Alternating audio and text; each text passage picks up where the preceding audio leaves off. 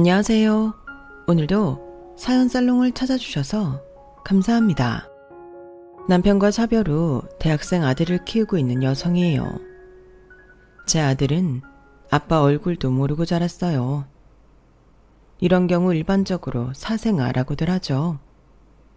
그런데 제 아들은 여느 사생아와는 경우가 조금 달라요. 제 아빠가 죽고 2년 뒤에 태어났거든요. 어떻게 이런 일이 있을 수 있나 말도 안 된다고 생각하시죠? 그런 반응은 너무도 당연해요. 제 시댁에서도 제 아들이 태어난 시기 때문에 남편의 친자식이라는 걸 안 믿었으니까요. 그럼 지금부터 제 아들의 놀라운 탄생에 얽힌 사연을 들려드릴게요. 저는 남편과 만나기 전까지 미래가 없는 사람이었어요. 그저 오늘 하루를 온전히 버텨내는 게 지상 최대 과제인 사람 같았거든요. 저에게는 부모님이 계셨지만 두 분 모두 안 계시니만 못한 분들이었어요. 아빠는 도박에 빠져서 그 많던 친가 재산을 다 까먹고 그걸로도 모자라 우리 집 전세 보증금까지 몰래 빼서 집을 나간 못난 사람이었어요. 아빠가 이 모양이면 엄마라도 제대로 된 사람이어야 할 텐데 엄마도 별반 다르지 않았어요. 엄마는 남자 없이는 못 사는 사람이었거든요. 아침부터 늦은 밤까지 손님들 머리를 만져주고 힘들게 번 돈을 모조리 남자들한테 써버리기 일쑤였어요. 하나뿐인 딸이 굶든 말든 상관없이 엄마한테 중요한 건 오직 남자뿐이었어요. 엄마가 집에 데려오는 남자들은 하나같이 쓰레기 같은 인간들이었어요. 온몸에 문신이 가득하고 툭 하면 엄마한테 주먹을 휘두르는 개망나니 놈부터 입안에 혀처럼 달콤한 말만 늘어놓고는 엄마 지갑을 탈탈 털어가는 날강도 같은 놈까지 정말 누구 하나 제대로 된 인간이 없었어요. 어린 제 눈으로 봐도 뻔히 아는 사실을 엄마는 늘 모른 척하고 살았다는 게 문제였죠. 말은 험하게 해도 본성은 착한 사람이라는 둥, 사람은 착한데 단지 돈이 없어서 그렇다는 둥. 엄마 스스로 그놈들을 대변하기에 바빴거든요. 한 번은 제가 엄마 남자친구가 미는 바람에 눈가가 찢어졌는데도 엄마는 혹시라도 그 남자가 엄마 곁을 떠날까봐 되려 제 탓을 하며 저한테 소리를 치더라고요. 네가 오죽 건방지게 굴었으면 상철씨가 널 밀었겠니? 아픈 척 쇼하지 말고 아저씨한테 당장 사과해.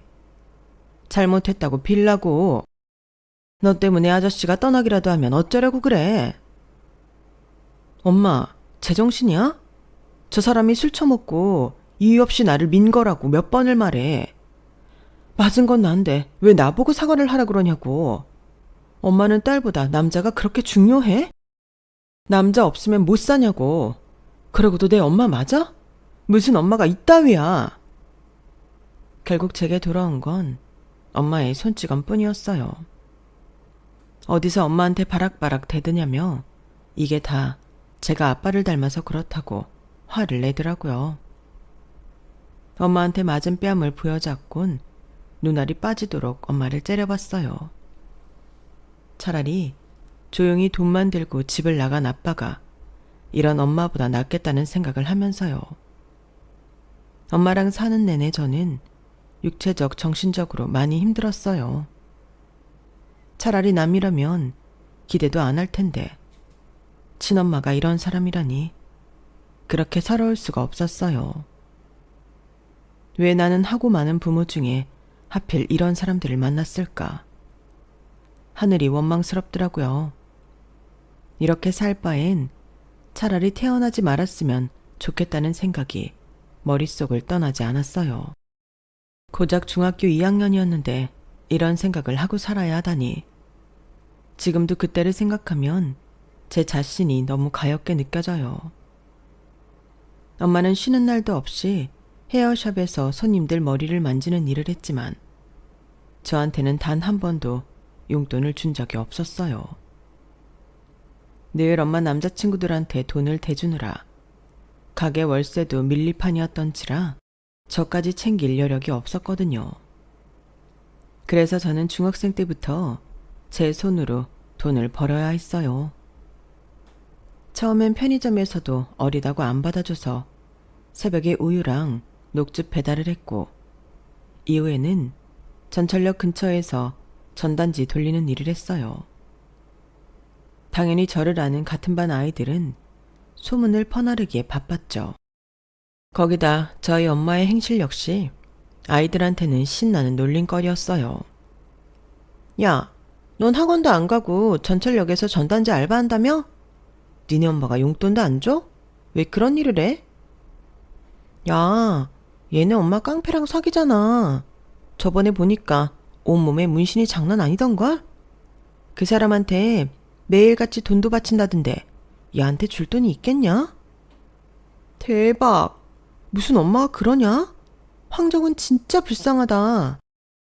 제 면전에 대고 이딴 소리를 하는 통에 학교에 가는 게 싫어질 정도였어요. 내가 왜 엄마 때문에 이런 소리를 듣고 살아야 하나 한숨이 났지만, 그렇다고 제 인생을 스스로 바꾸기엔 제 나이가 너무도 어렸어요. 제가 할 수 있는 건 그저 저에 대해 안 좋은 얘기를 하는 애들을 피해 혼자 다니는 것뿐이었죠. 그날도 저는 수업이 끝나자마자 불이 나게 교실을 빠져나갔어요. 그런데 하필 피하고 싶었던 애들이랑 정통으로 마주친 거예요.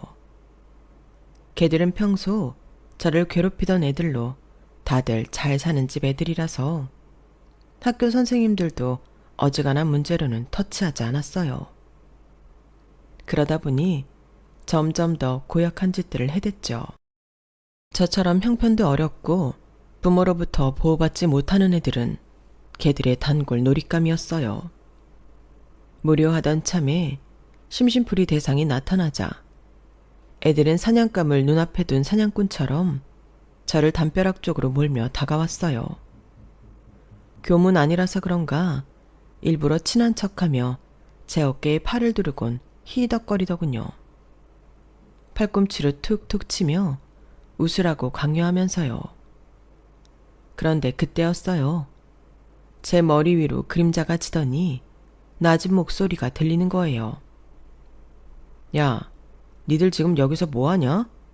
쭉 둘러서서 얘 삥 뜯는 거냐?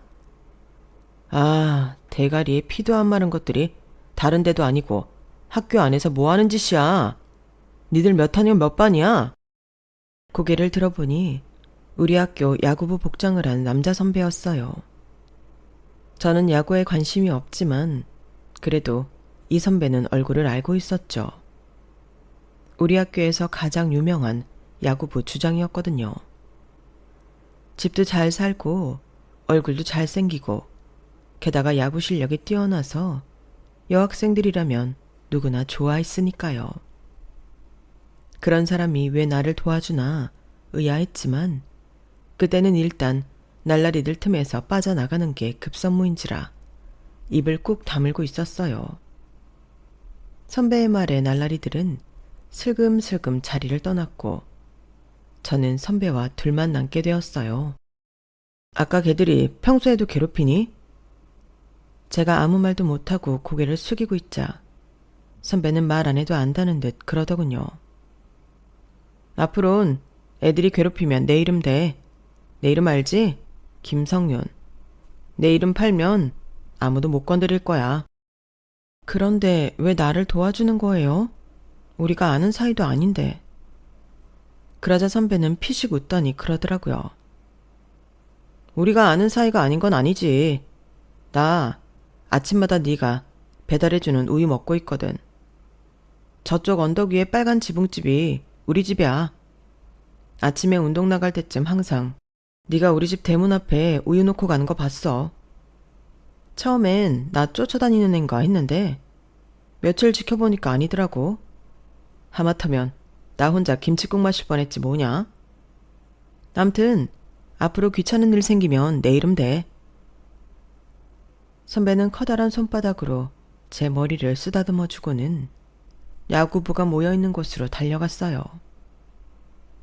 태어나서 처음 누군가의 따뜻한 손길을 느낀 순간이었죠.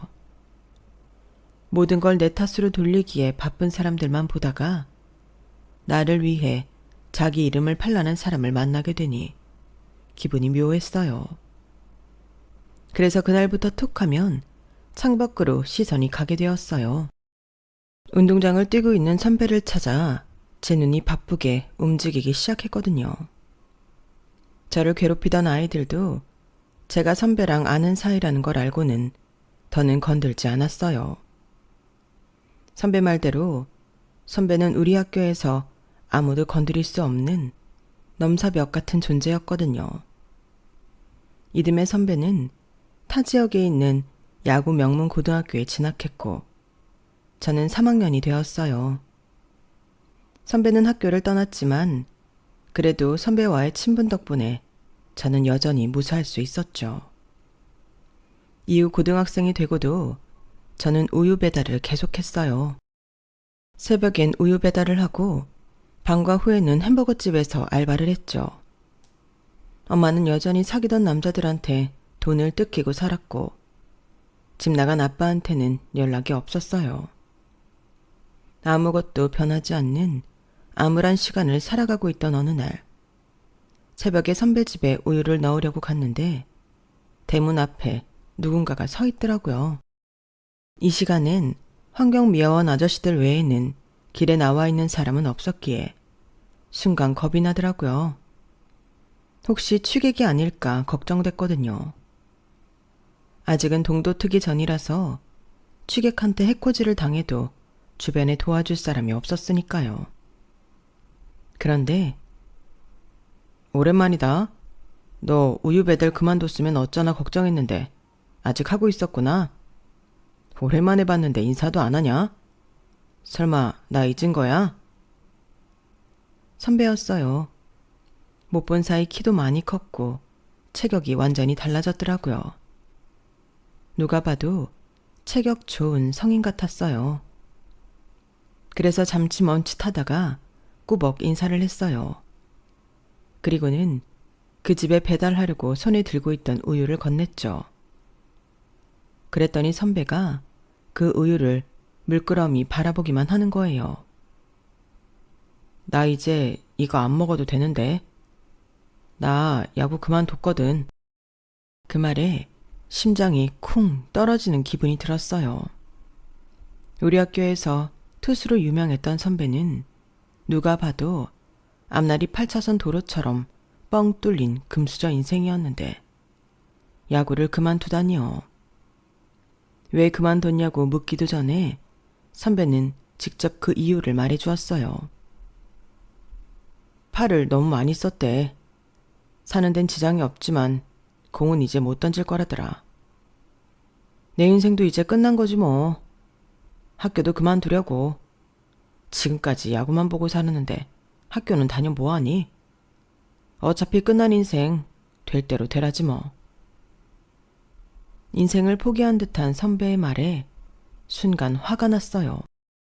나는 몰라도 선배는 이렇게 쉽게 인생을 포기하면 안 될 것 같았거든요.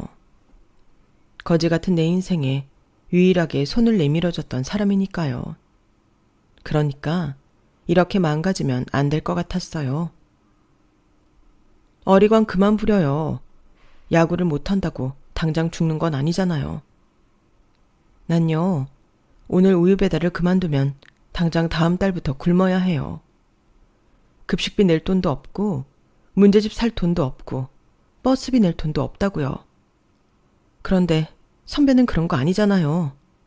야구 그만두면 공부하면 되고 그게 싫으면 유학을 가든 오빠네 부모님 돈으로 충분히 살아갈 수 있잖아요. 할 수 있는 게 그렇게 많은데 왜 나처럼 아무것도 없는 애 앞에서 어리광을 부려요? 재수없게.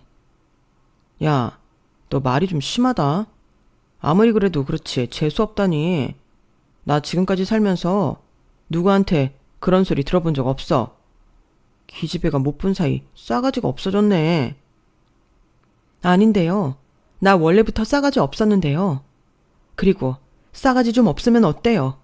싸가지 있다고 누가 나한테 돈을 주는 것도 아니고 힘든데 고생한다고 맛있는 거 사주는 것도 아닌데.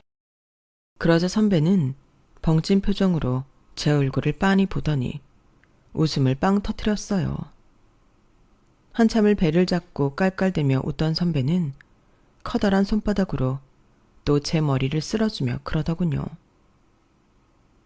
고맙다. 야구 그만두고 이제 내 인생도 끝났다 생각했는데 널 보니까 뭐든 할 수 있겠다는 생각이 들어. 네 말대로 난 아직 할 수 있는 게 많다는 걸 내가 잊고 있었던 것 같아. 이젠 제대로 야구를 포기할 수 있을 것 같아. 고마워. 그때는 그 말이 정확히 어떤 의미인지 몰랐지만 얼마 뒤 학교에도 온 소문을 듣고 알게 되었어요. 선배가 야구를 그만두고 인문계 고등학교로 전학을 왔다는 소식을 들었거든요. 동네에서 워낙 유명하던 선배라서 일거수일투족이 제 귀까지 들어오는 건 순식간이었어요. 동네 학교로 전학한 선배는 본격적으로 공부를 시작했고 그동안 운동만 해온 사람이라는 게 무색할 정도로 성적은 쑥쑥 올랐어요. 소문엔 전과목 과외를 한다는 말도 있었고 강남에 있는 쪽집게 강사한테 수업을 받는다는 얘기도 있었지만 그건 다 사실이 아니었어요. 과외를 하는 건 사실이었지만 딸랑 영수만했고 그 외에는 선배 힘으로 열심히 공부했다는 걸 저는 잘 알고 있었거든요. 어떻게 아냐고요? 선배랑 같이 공부한 사람이 저니까요. 정확히는 제가 선배 과외 선생이었어요. 제가 사는 꼴은 이래도 공부는 참 잘했거든요. 딱히 과외를 받거나 학원을 다니는 게 아닌데도 이상하게 공부가 쉽더라고요. 수업 시간에 정신만 바짝 차리고 들으면 다 외워지는 게 제가 생각해도 좀 신기할 정도였죠. 나중에 한 사실이지만 제 IQ가 좀 높더라고요. 중학생 때 학교에서 검사한 걸로 142가 나왔으니까요. 아무튼 평소처럼 새벽에 우유를 배달하던 저는 집 앞에서 저를 기다리던 선배와 마주치게 되었고 그때 의외의 제안을 들었어요. 나 공부 좀 가르쳐주라. 공짜로 해달라는 건 아니야. 과외비 줄게. 그러니까 햄버거집 알바 그만두고 나랑 공부하자. 우리 부모님한테는 이미 허락 받았어. 웃기네. 누가 한대요? 그리고 내가 햄버거집에서 얼마나 버는 줄 알고 과외비를 퉁치려고 그래요. 웃겨 정말. 됐으니까 딴 데 가서 알아봐요. 너 지금 이 기회 놓치면 후회할 텐데. 얼마가 됐든 과외비로 햄버거집 알바에 2배를 줄 거거든. 너도 알잖아. 우리 집 이 동네에서 제일 잘 사는 거. 그 정도는 껌값이야. 그 말이 떨어지기가 무섭게 저는 콜을 외쳤어요. 안 할 이유가 없잖아요. 햄버거집 알바비의 2배라는데. 그렇게 시작된 선배의 과외는 생각보다 편했어요. 수업은 일주일에 3번 선배 집에서 했는데 선배가 워낙 기초가 없어서 나중엔 주말을 제외한 평일 내내 과외 수업을 하게 되었죠. 그렇게 한 데는 사실 다른 이유가 있었어요.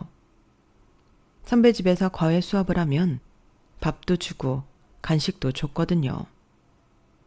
집에는 선배 부모님도 안 계시고 도우미 아주머니만 계셔서 눈치도 안 보였고요.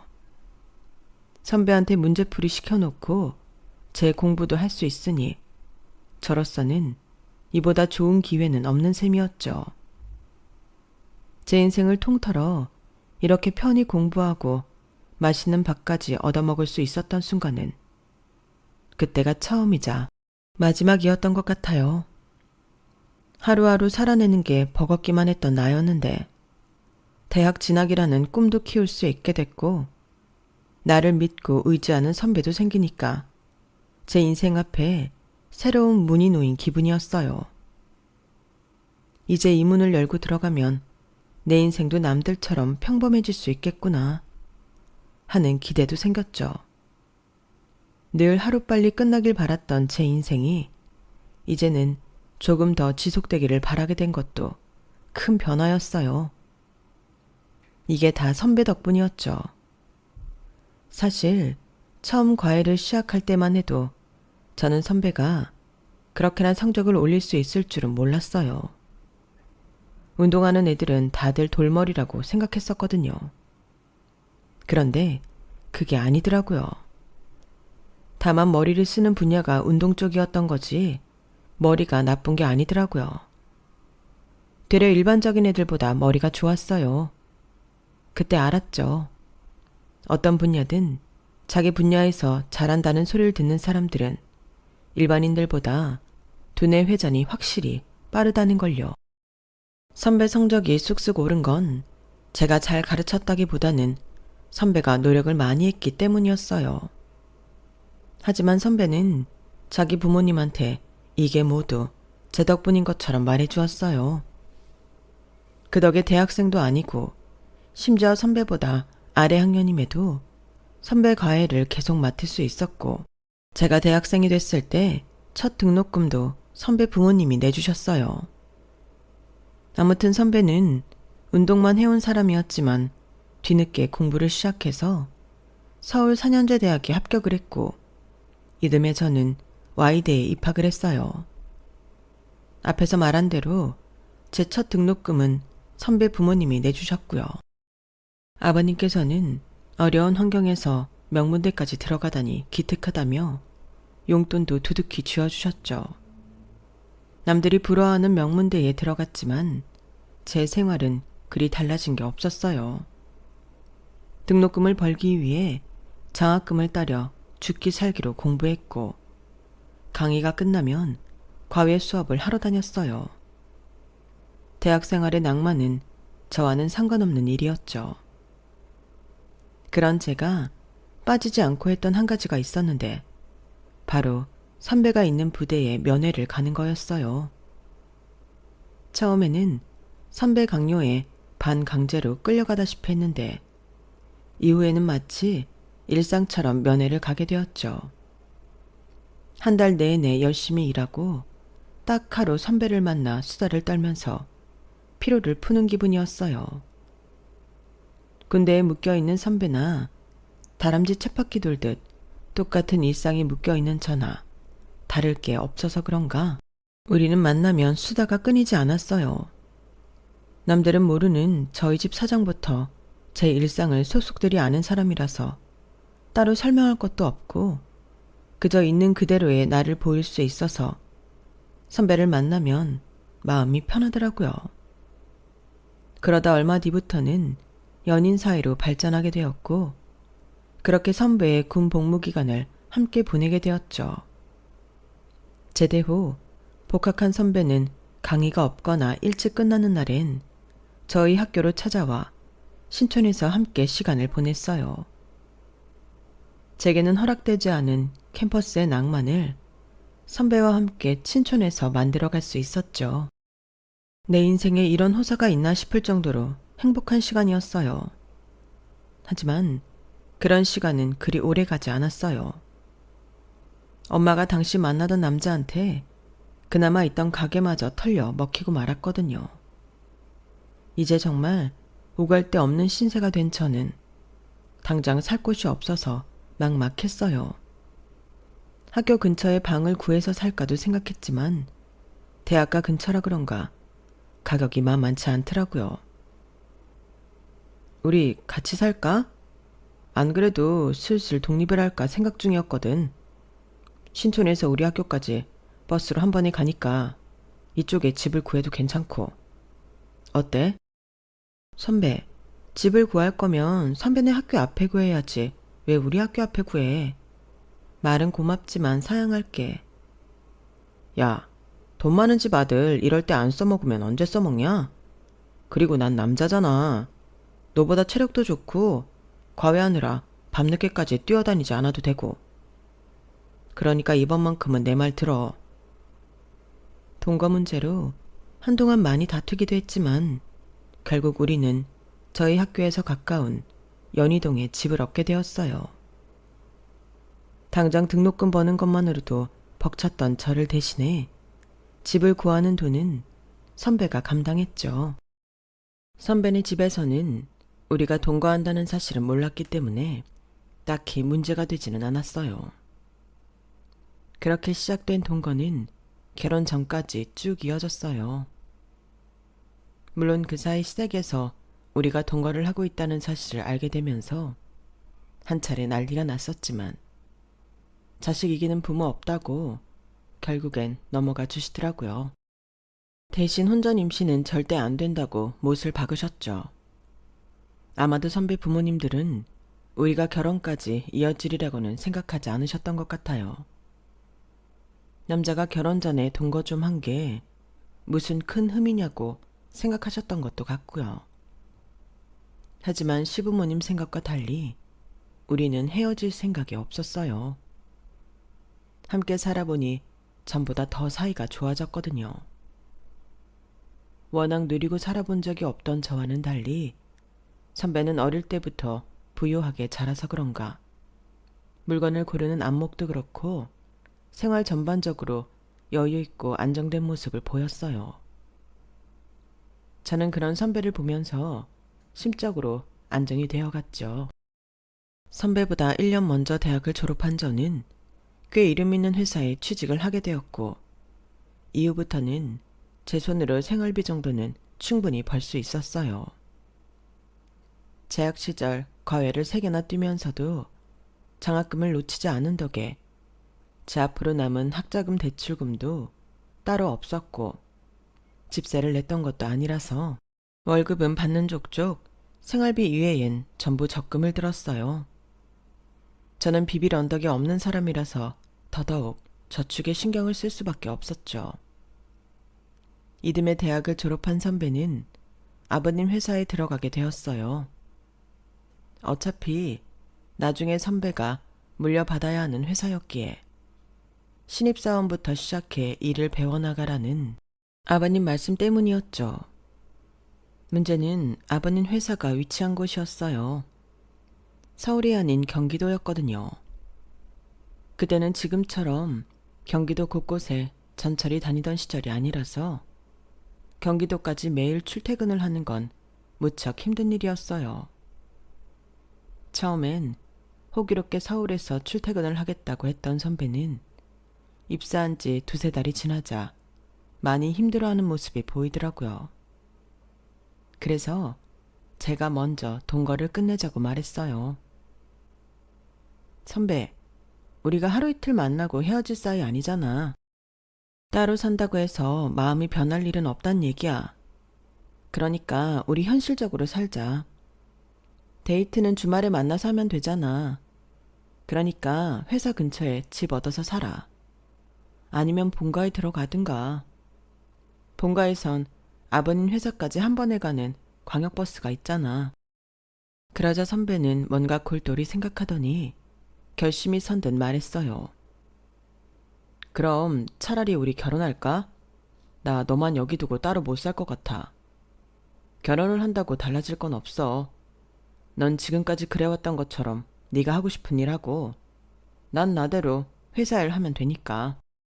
시집살이니 뭐니 그런 걸로 너 힘들게 하지 않을게. 우리 결혼하자. 생각지도 못한 순간에 프로포즈를 받자 정신이 멍했어요. 선배랑 헤어질 생각은 손톱만큼도 없었지만 그렇다고 우리의 결혼 생활을 꿈꿔본 적도 없었거든요. 하지만 언젠가 할 결혼이라면 지금 하는 것도 괜찮겠다는 생각이 들어서 그러자고 했어요. 그런데 동거까지는 어떻게 봐주셨던 시부모님이 결혼은 결사 반대하시더라고요. 역시나 문제는 저희 집 사정이었죠. 가난한 건 상관없다. 돈이야 우리한테 차고 넘치게 있으니까. 솔직히 정훈이 너만 본다면야 며느리로 괜찮은 애지. 운동만 하던 우리애 4년제 대학까지 보낸 사람이 너 아니니? 게다가 명문대 출신에 대기업까지 다니고 있고. 그런데 내가 아무리 이해하려고 받아들이려고 해도 니네 부모는 그게 안 되니 어쩌니? 도박에 빠진 아빠에 남자에 미친 엄마라니. 아, 너도 나중에 자식 낳아보면 이러는 내 마음 이해할 거다. 미안하다 정은아. 난 니들 결혼 절대 찬성 못해. 그러니 그간의 정을 생각해서라도 네가 우리의 마음 좀 돌려다오. 어머님은 제 손을 붙잡고 오히려 부탁을 하셨어요. 솔직히 저라도 저희 부모님 같은 사람들이랑 엮이기 싫었으니 어머니 마음을 이해 못하진 않았어요. 하지만 사람 마음이 그렇잖아요. 이미 선배로 인해 내 인생이 변할 수 있다는 걸 알아버린 이상 욕심이 나서 놓치기 싫더라고요. 다시는 예전의 나로 돌아가기 싫었거든요. 그래서 염치불구하고 저 좀 받아달라고 부탁을 드렸어요. 결혼만 시켜주시면 저희 부모님 일로 얼굴 붉히실 일 없게 할게요. 어차피 인연 끊고 산 지도 좀 돼서 제가 결혼한다고 연락 올 일도 없어요. 그러니까 저만 봐주시면 안 될까요? 제가 정말 잘할게요. 살면서 비굴하게 빌면서까지 간절히 원했던 건 제 남편이 처음이었어요. 고개 숙이는 게 싫어서 배고파도 안 배고픈 척했고 비참한 기분이 드는 게 싫어서 을에 돈 드는 일은 관심 없는 척 등 돌리고 살았던 저였지만 이번만큼은 너무도 간절히 바랐기 때문에 쉽게 포기할 수가 없더라고요. 이런 저의 간절함을 아셨는지 아버님이 결혼을 허락해 주셨어요. 끝까지 반대했던 어머님도 결국엔 저를 받아들이기로 하셨고요. 대신 결혼식은 저희 부모님은 부르지 않고 가족식으로 조촐하게 진행하기로 했어요. 그렇게 힘들게 결혼을 하게 된 우리는 서울 끝자락에 신혼집을 얻었어요. 연고도 없는 그곳에 집을 구한 건 저와 남편의 출퇴근 때문이었죠. 저는 전철을 타고 회사까지 30분 거리였고 남편은 광역버스를 타고 1시간 안에 회사까지 갈 수 있는 곳이었거든요. 위치가 서울 끝자락이라서 집값이 저렴했던 탓에 평수가 넓은 아파트를 구할 수 있어서 한편으로는 다행이다 싶었어요. 이제 내 인생의 새로운 장을 시작하는 기분이었죠. 하지만 제게 허락된 행복은 애초에 없었던 모양이에요. 결혼하고 석 달도 안 돼서 남편이 교통사고로 세상을 떠났거든요. 출근길 광역버스가 전복되는 바람에 그렇게 된 거였죠.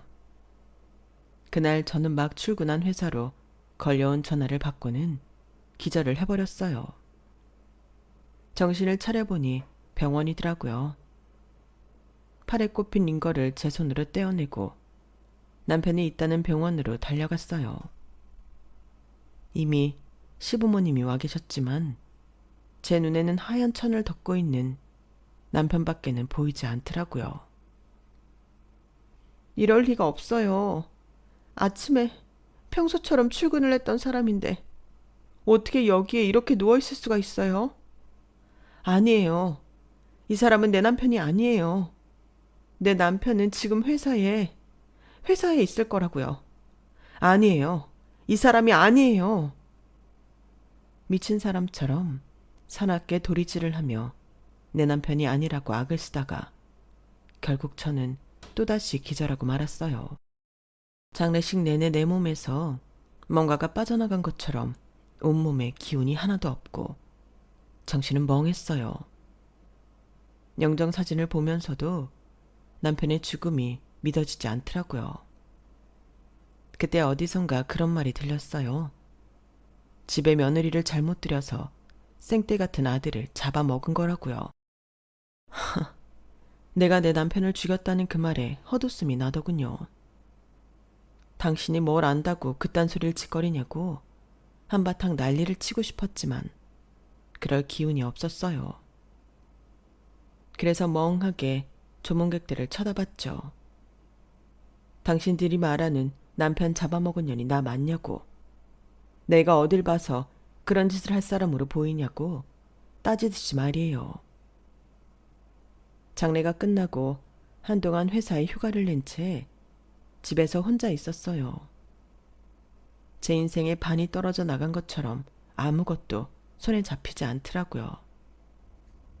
얼마나 굶었는지 배도 고프지 않아서 그저 넋을 놓고 앉아있다가 지치면 잠이 들곤 했는데 꿈에 남편이 찾아왔더라고요. 너 또 밥 안 먹고 잤지? 내가 다른 건 몰라도 밥은 꼭 챙겨 먹으라고 했잖아. 일어나. 내가 라면이라도 끓여줄 테니까 그거라도 먹고 자. 이거 놔. 내가 누구 때문에 굶었는데 선배 때문이잖아.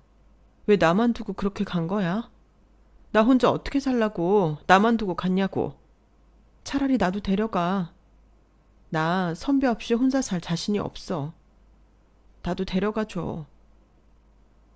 꿈에서 저는 남편한테 매달려 펑펑 울었어요.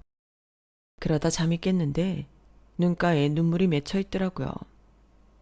그때였어요. 배에서 꼬르륵 소리가 나더라고요. 그 소리에 웃음이 났어요. 남편이 죽었는데 그래도 살겠다고 밥을 찾는구나 싶은 게 내 자신이 참 이기적인 인간이란 생각이 들더군요.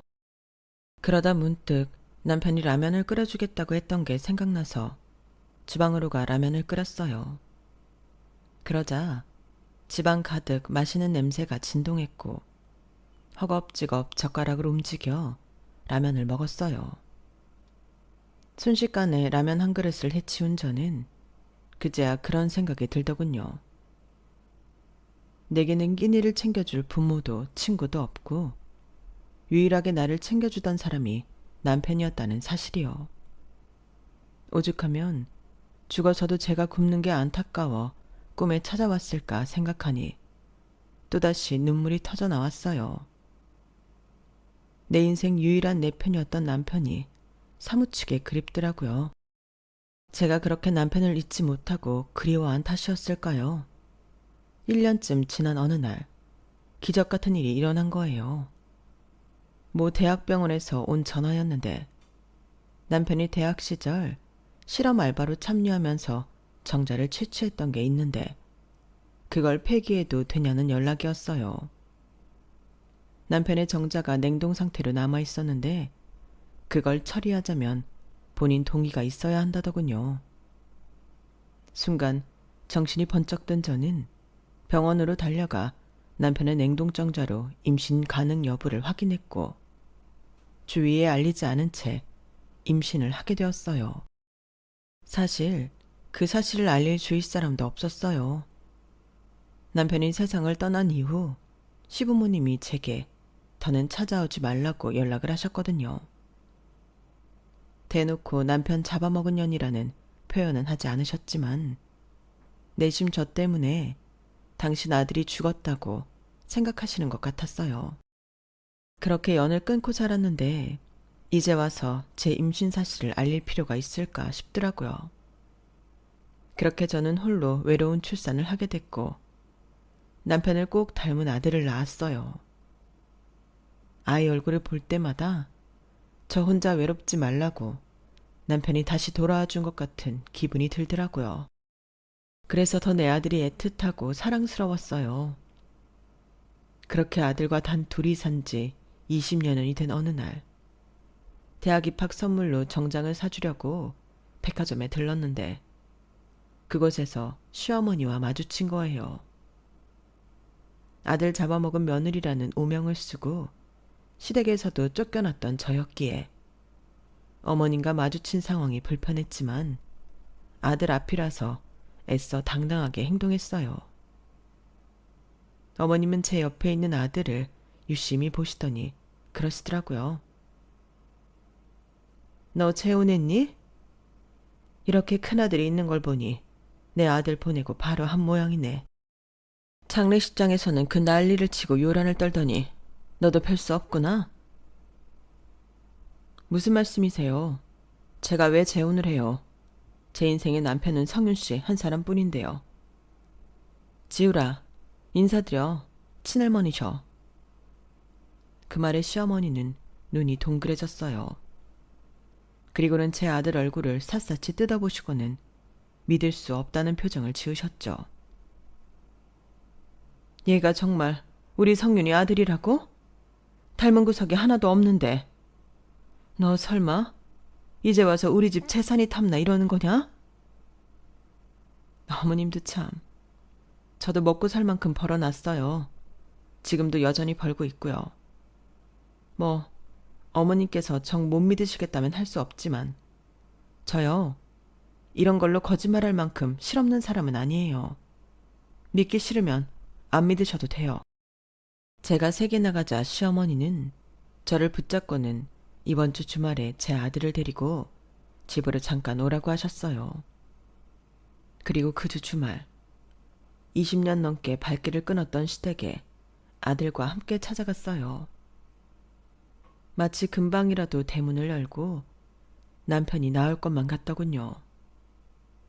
제가 이 집에 우유 배달을 하던 시절 대문 안에서 저를 기다리다 달려나오던 남편이 떠올랐고, 야구를 그만두게 됐다고 시리에 빠져 대문에 기대 서 있던 남편이 떠올랐어요.